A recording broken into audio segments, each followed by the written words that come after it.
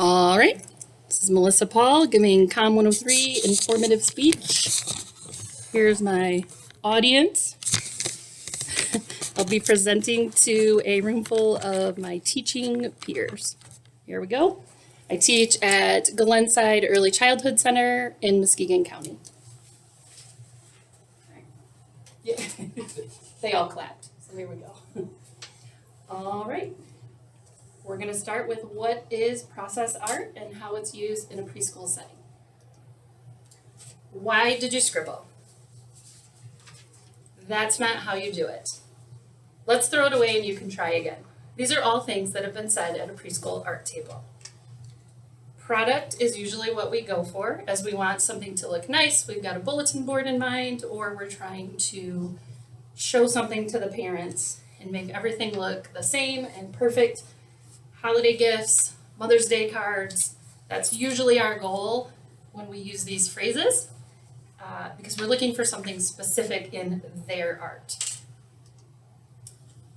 The topic of the informative speech today, my thesis statement, is process art is the greater and proper way to engage young children and give them the necessary creative skills for the future. So showing children that they can be themselves, express themselves, and still learn while they're making their art.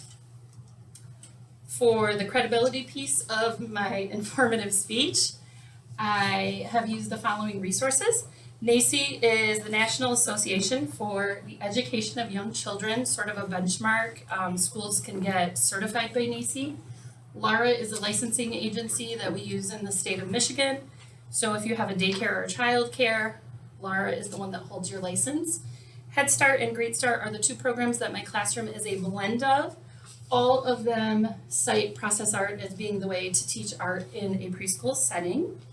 Developmentally appropriate is a word we're going to use a lot. It's a word that all four of them uphold. That means the milestones that a child of a certain age would have. Are they reaching the milestones? Can they do the skills that we expect them to do in sort of a general population way? One example of that would be a parent asking me, can I teach their 4-year-old to tie their shoes by the end of the year? That's not developmentally appropriate. Having them match up their shoes and getting a pair correct, or even getting them left on left and right on right, is a more developmentally appropriate goal for a child of that age. So we're looking for developmentally appropriate art practices, which would lead us to process art.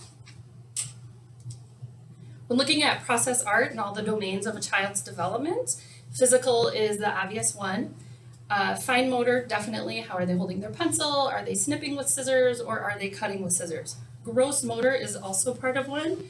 If they're standing up to do their art because they need a certain stance, they need pressure, they're reaching across the table to get things and share items, that's where we see both domains of physical development for a child at the art table.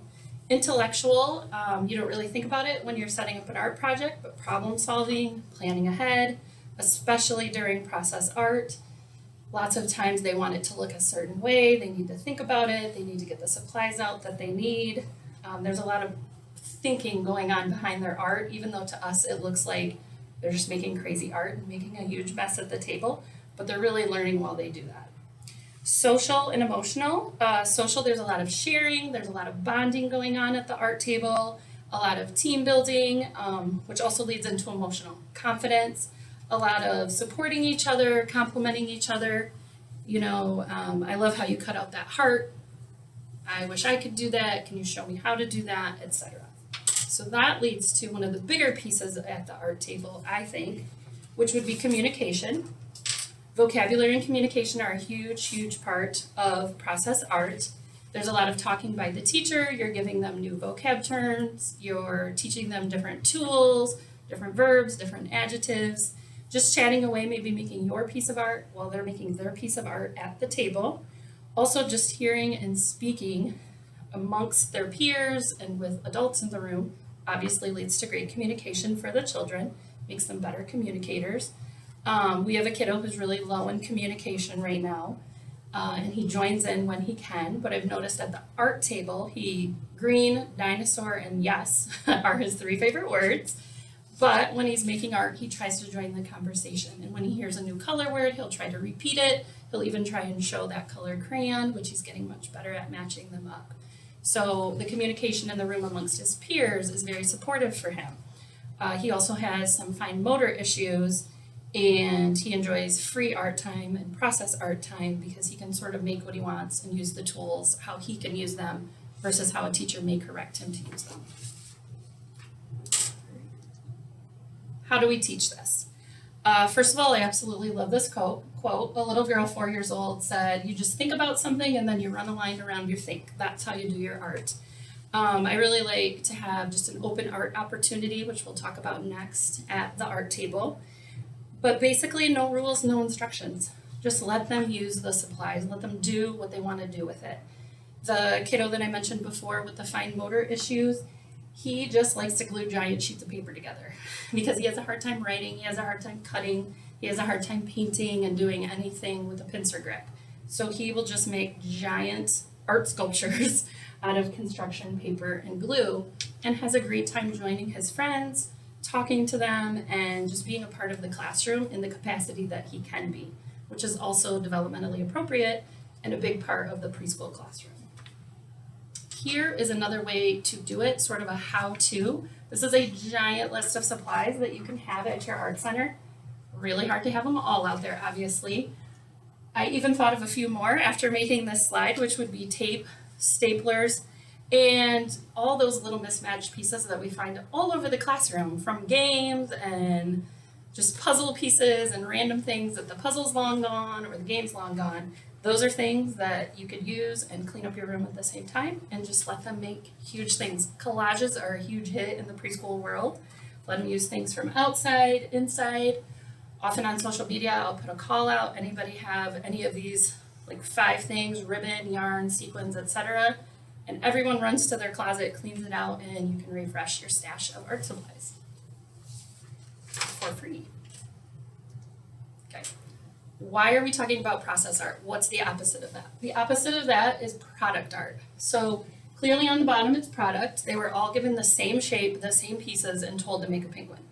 The top has a lot of creative writing, inventive spelling, which is also encouraged, and they were just told make a penguin. Here are some pieces. They were able to tear. You can tell some of them had better fine motor skills and they tore very much smaller, some are bigger.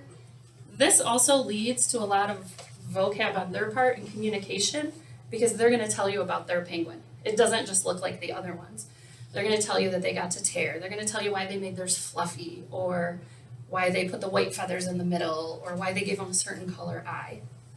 The other one is a canned art project. They probably didn't get to pick anything. And I think a parent, though they will love it and think it's adorable, would be hard-pressed to tell you which one is their child's when walking down the hall versus the other one where a kid might have said, "Oh, I gave mine wings that are flapping in the air," or something like that, because they were allowed to go through a process and get to where they want their penguin to look like. We're almost at the end. So I absolutely love this quote. Like I said, NAEYC is the National Association for the Education of Young Children and a benchmark that we all use in early childhood. Remember that it's the children's art and not yours.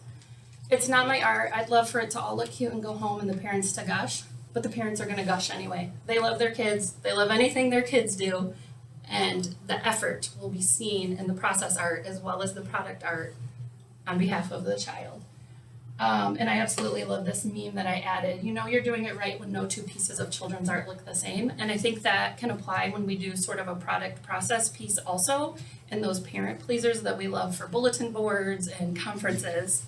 We can still let them be their self and still make positive art pieces and go through the process of creativity. So in conclusion, remember that it's the children's art and not yours, and let them have fun and let them experience the art process. Thank you. They're still here.